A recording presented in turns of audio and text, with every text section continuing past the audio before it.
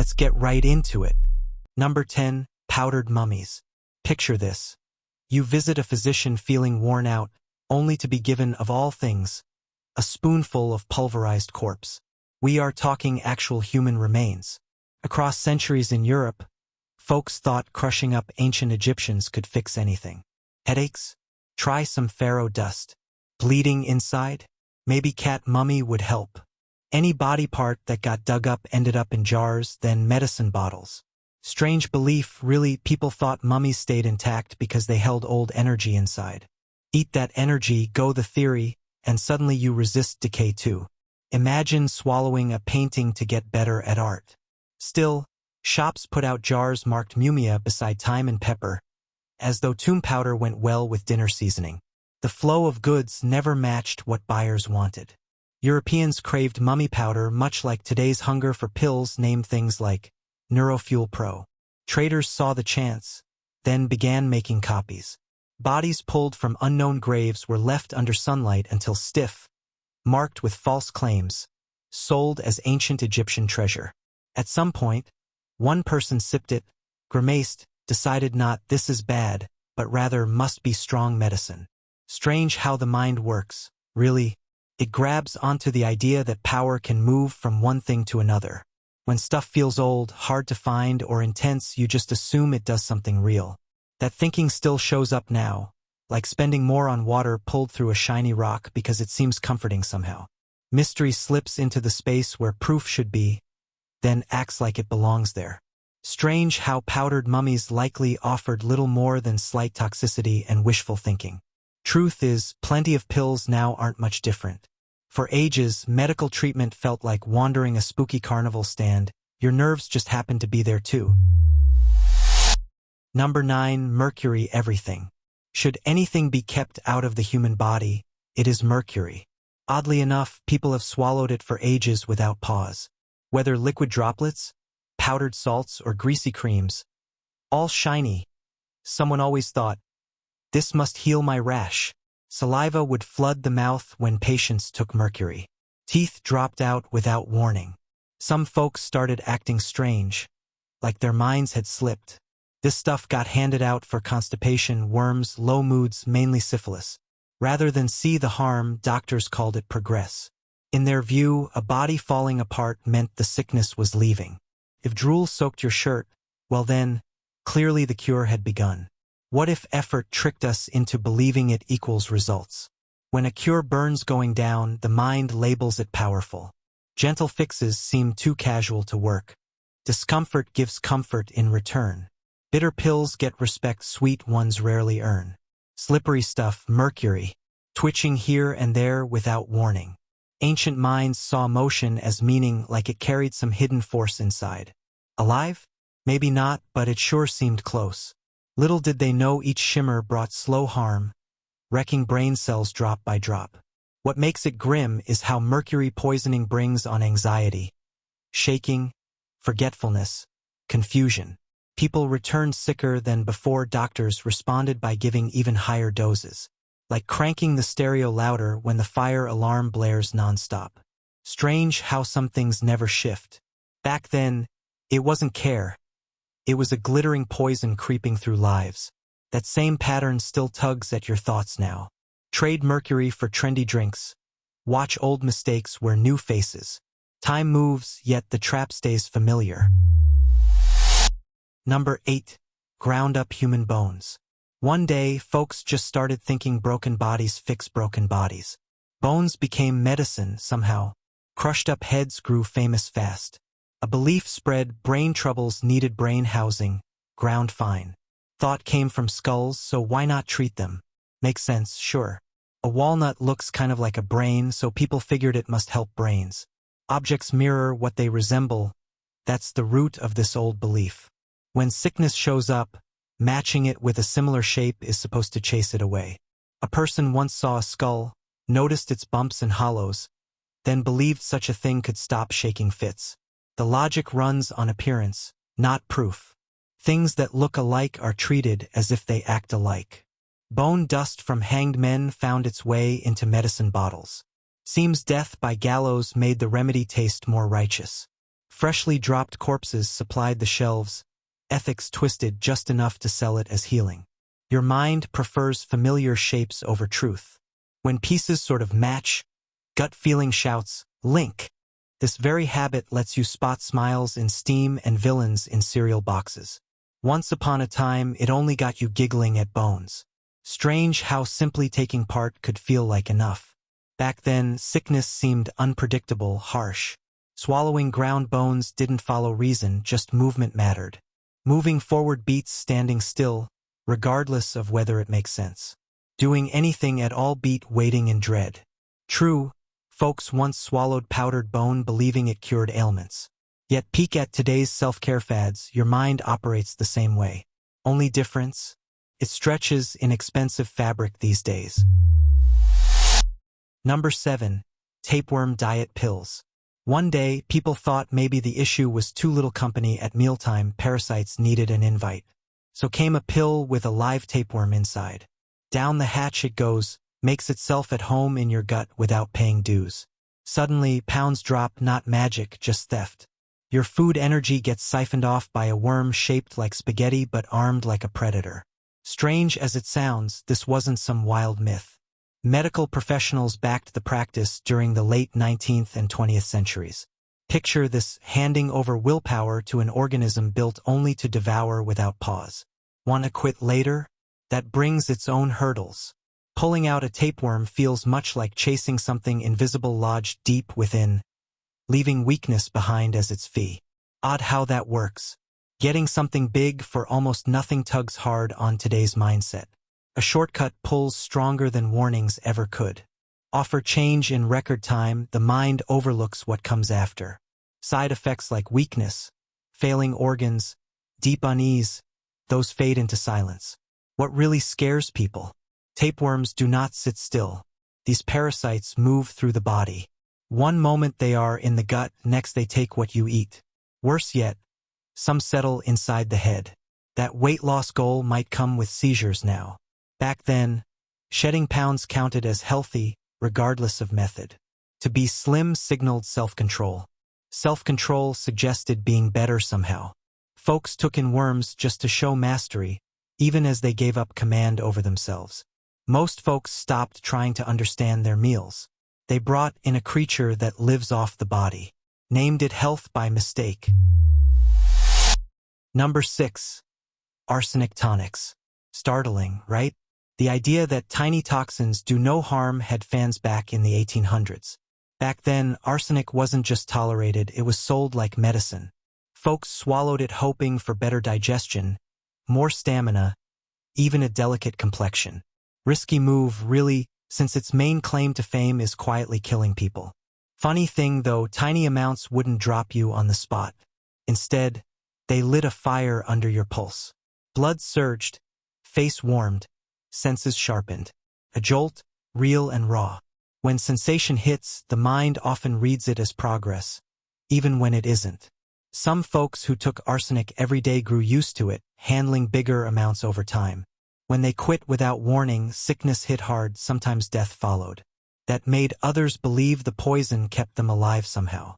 It's similar to saying a car moves well just because the explosive beneath never blew up. Fashion played a part too. Back then, people liked pale complexions. Using arsenic gave off a delicate, polished appearance seen as wealthy and vibrant at the time. Looks often come with risk. Just earlier, the risks came faster. Here's what happens inside the mind when quick fixes trick us into thinking they're solutions. Feeling fired up at this moment? The body might be sending distress signals you choose not to hear. What feels good now often dances past deeper consequences. Energy spikes distract from slow-building damage underneath. A rush today can mask tomorrow's cost completely. True, folks took tiny doses of toxins, labeled it wellness. That twist makes today's cleanse trend seem less fresh, more recycled. Number 5. Animal dung remedies. Poop sits right there on the shelf. Picture stepping into a drugstore where what you find isn't herbs or pills, but droppings. From cows, goats, even crocodiles. Whatever left an animal's body once got labeled medicine by somebody. Real dung. Not symbolic. just straight-up waste treated like cure. From ancient times, people put animal droppings on cuts, sores, and sick bodies, also gave it to women hoping to have children, sometimes made them drink it too. Seems logical. What goes in as grass comes out full of plant magic, right? Proof by dirt logic long before cleanliness mattered. Feces actually hold loads of microbes, so these cures usually intensified sickness instead of fixing it. Yet if a person pulled through, their mind saw what it wanted. Blame went elsewhere. Praise landed on manure. The body's own defenses? Overlooked once again.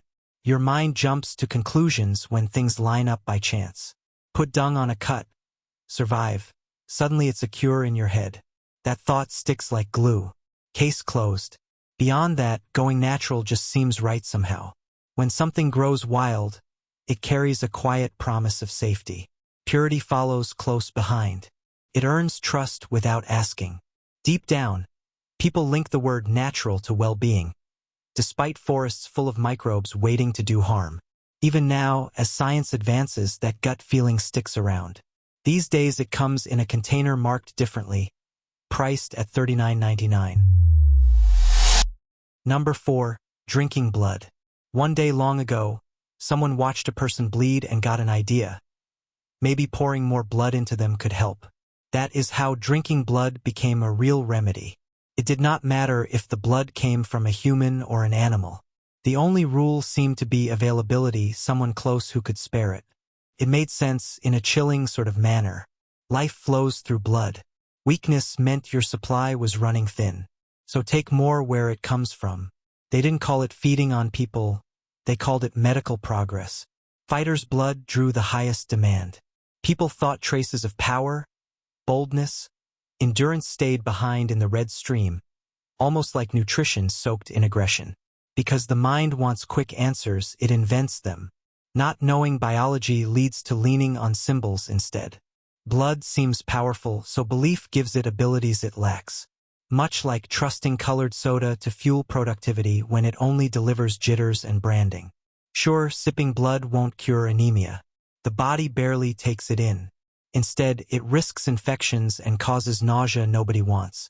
Yet if a person perked up briefly, driven by stress hormones, belief, or hope, that small lift seemed like solid evidence. Mostly, healing didn't come from within. It came through tangled symbols, more confusion than cure. Number 3. Lead-Sweetened Wine. Strange how good old wine could taste. Turns out, sweetness came from something dangerous, lead. Boiling grapes in lead pots was common practice among Romans. They liked the flavor change so much they kept doing it. Every single day, people drank this sweet liquid without knowing. Sweet on the tongue, lead slips poison into nerves over time. Because harm creeps forward inch by inch, people missed the cause. What stood out were sudden angers, failing memories, troubles having children, shifts in mood, accepted as normal. This happens when facts bump into our stubbornness. Culture tells you what's okay, so thinking twice never occurs. People sip their glasses without pause. Odd feelings come now and then. Nobody links the two. Some think lead sickness helped bring down Rome's powerful class. Picture a civilization falling apart just because people liked their wine too much. Not irony, just molecules playing jokes. One moment you're fine, next you're not even noticing the damage. Fear jumps at sharp threats. Quiet ones slip under the radar. That flat voice from your doctor? Often the first real wake-up call. True enough, a mighty empire quietly harmed its own people when drinking sugary wine seemed harmless at the time. Number 2. Oil of Earth. Strange as it seems, this is true. Called oil of earth. The remedy came from something unusual: rotted human bodies. Not directly though. It used soil taken from graves. People thought the ground soaked up curative power from decayed corpses. They pulled liquid from that dirt. Then they swallowed it. Let's pause there. This remedy helped with bruises, bleeding inside the body, yet also eased discomfort. Since soil can dissolve a corpse, then surely it holds power to rebuild what it broke. Seems reasonable enough when you stop questioning too hard. Strange how peace hides in odd places. Back then, dying surrounded everyone. Healing mixed with ceremony. Sipping something tied to graves turned sickness into pattern, not chaos. Stories settle the mind, yes, even tales where you swallow dirt from tombs. Sure, it just added germs and poisons to folks who were already unwell. Still, the mind plays a strong role here. When you're convinced the planet is fixing you, your body responds with signals that trick you into sensing progress. Success used to be measured by that standard long ago. Number 1. Universal Panacea Soup. Ever think about the height of old-time healing? Came down to boiling things. Not for warmth or taste, because a person lived once after swallowing near enough the same mix. Plants pulled from dirt, bits of metal, pieces torn from creatures, liquids drawn from bodies, dust pried off stone. All found their way into that simmering bowl. Out of nowhere, these so-called miracle mixes claimed to fix every problem. Got a fever? Sip the broth. Feeling down? Have another bowl. Bleeding inside? They still said soup would help. People thought sickness was pure disorder, like a storm with no pattern. To fight that kind of mess, you threw everything at once. Aim wasn't the goal. Flood the system and see what stuck. Oddly enough, this fits how minds work. Holding on to control becomes harder when things seem out of reach.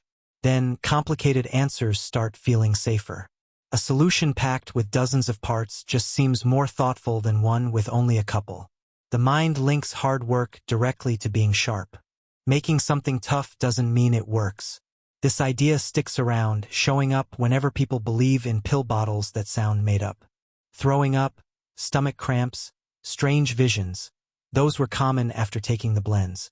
Yet rather than quit, users saw such misery as a sign the cure was at work. Suffering meant progress, so they kept going. Fooling yourself is part of it. The world seems less wild when you swallow that magic potion. Just one fix, a daily habit, something to hold on to when fear shows up. Never mind if it makes no sense at all. Funny thing is, healing rarely came from those cures. It arrived through time instead. Sometimes it was just chance. Other times, the body worked on its own, unnoticed, even as folks cheered the broth. Here it gets strange. Throughout time, people looked for quick fixes to tough questions. Without knowing our inner workings, we'd swallow nearly any remedy just to feel like we're in control. That's all for today. I'll be making similar videos in the future. Subscribe to see them.